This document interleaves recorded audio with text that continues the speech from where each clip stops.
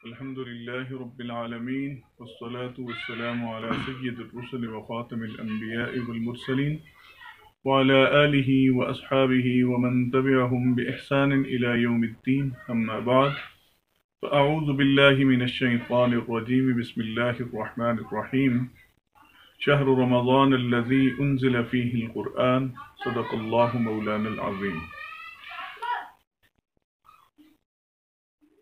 نہایت ہی قابل احترام ناظرین و سامعین، ایم ایس میڈیا کے کوارڈینیٹر جناب مولانا محمد معروف صدیقی صاحب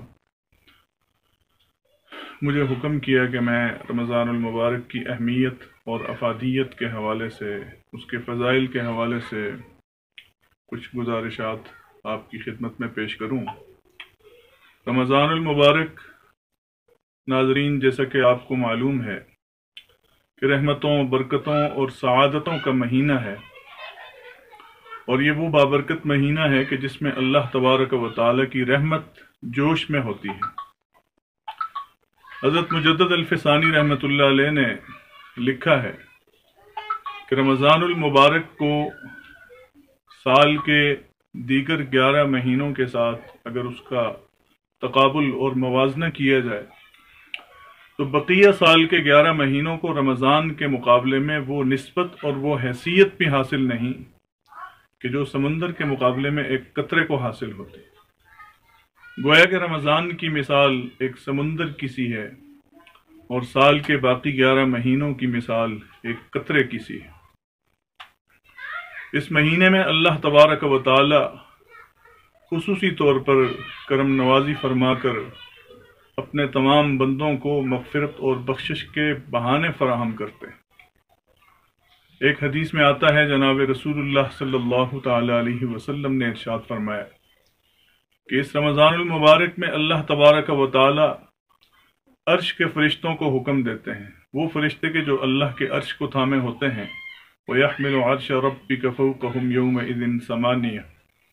ان فرشتوں کو اللہ تعالی حکم دیتے ہیں کہ میرے فرشتوں، پورا سال تمہاری ڈیوٹی یہ ہوتی ہے کہ تم ہمارے عرش کو تھامے رکھتے ہو۔ حالانکہ اللہ کا عرش کسی کے تھامنے کا محتاج نہیں، لیکن ایک دستور زمانہ ہے، اللہ کی قدرت کا ایک قانون ہے، اس کے تحت تمام فرشتوں کی اپنی اپنی ذمہ داریاں اور ڈیوٹیاں ہوتی ہیں۔ تو اس میں اللہ تعالیٰ فرماتے ہیں کہ پورا سال تو تمہاری ذمہ داری یہ ہوتی ہے کہ تم ہمارے عرش کو تھامے رکھو، لیکن رمضان المبارک میں تمہاری ڈیوٹی یہ ہے کہ جب ہمارے روزے دار بندے ہم سے دعائیں کریں تو تم ان کی دعاؤں پر آمین کہا کرو۔ اتنی مغفرت والا اور بخشش والا مہینہ ہے کہ اس میں اللہ تبارک و تعالی بہت سے لوگوں کی مغفرت فرماتے ہیں، جن کی تعداد لاکھوں کروڑوں میں ہے۔ کروڑوں لوگوں کی مغفرت اس رمضان کے ماہ مقدس میں کی جاتی ہے۔ اس لحاظ سے ہمیں اس بابرکت مہینے کی قدر کرنی چاہیے اور اس بابرکت مہینے میں اللہ تبارک و تعالی کو راضی رکھنے کی کوشش کرنی چاہیے۔ سحری کھانے کے لیے ویسے بھی ہر آدمی اٹھتا ہے، تو اگر 2-4 رکعت تہجد کی نماز پڑھ لیا کرے تو اس سے انشاءاللہ یہ فائدہ ہوگا کہ ایک مہینہ تہجد کی پابندی کی وجہ سے ممکن ہے کہ اللہ تبارک و تعالی پورا سال تہجد پڑھنے کی توفیق عطا فرمائے۔ اور پھر رمضان المبارک اور قرآن حکیم کا آپس میں چولی دامن کا ساتھ ہے، بہت گہرا اور مضبوط تعلق ہے۔ شہر رمضان الذی انزل فیہ القرآن، رمضان سید الشہور ہے، تمام مہینوں کا سردار، اور اسی طرح قرآن حکیم جو ہے وہ سید الکتب، تمام کتابوں کی سردار کتاب ہے۔ تو اس لحاظ سے رمضان المبارک کے اندر ہی اللہ سبحانہ و تعالی نے اس قرآن حکیم کو نازل فرمایا۔ تو اس رمضان کے اندر قرآن حکیم کی تلاوت کا کثرت سے معمول رکھنا چاہیے، اور ہر مسلمان کو چاہیے کہ وہ کم از کم ایک قرآن حکیم، اور جتنے بھی زیادہ سے زیادہ قرآن حکیم ختم ہو سکیں وہ ضرور ختم کریں۔ اگر بہت زیادہ نہ کر سکے تو کم از کم ہر مسلمان، چاہے وہ مرد ہو عورت ہو، اس کو چاہیے کہ وہ ایک قرآن حکیم لازمی ختم کرے۔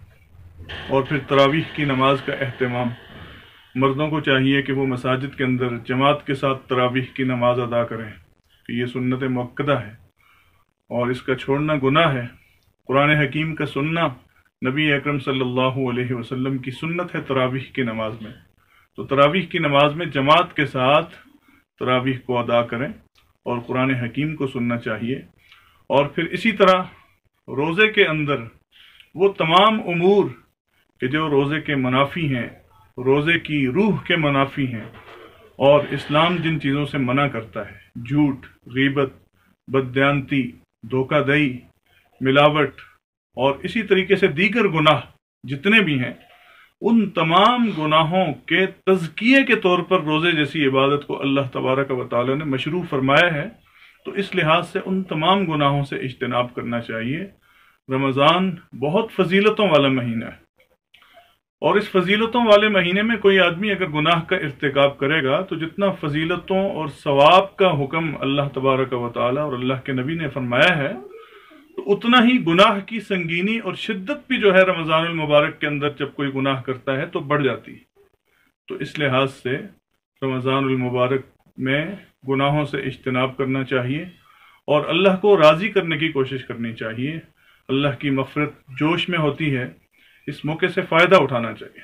رمضان المبارک میں بہت سے اکابر علماء کہتے ہیں کہ جیسے بازار کے اندر سیل لگتی ہے، لوگ کہتے ہیں اپنا مال فروخت کرنے کے لیے لوٹ سیل، تو رمضان میں بھی اللہ کی رحمت لوٹ سیل کی طرح برستی ہے۔ اللہ کی رحمت کی سیل لگی ہوئی ہوتی ہے کہ ہے کوئی مغفرت کروانے والا، ہے کوئی اللہ کی رحمت کا طالب، ہے کوئی اللہ سے استغفار کرنے والا، ہے کوئی اللہ سے کچھ مانگنے والا کہ اللہ سبحانہ و تعالی اس کو عطا فرمائے۔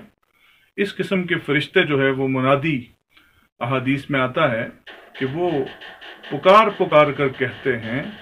تو ایسے حالات کو غنیمت جانتے ہوئے ہمیں رمضان المبارک کی قدر کرنی چاہیے، رمضان کا احترام کرنا چاہیے اور رمضان المبارک کو قیمتی بنانا چاہیے۔ اللہ تعالیٰ میرا اور آپ کا حامی و ناصر ہو اور مجھے اور آپ سب کو ان باتوں پہ عمل پیرا ہونے کی توفیق عطا فرمائے۔ وآخر دعوانا الحمد للہ رب العالمین۔ بہت شکریہ۔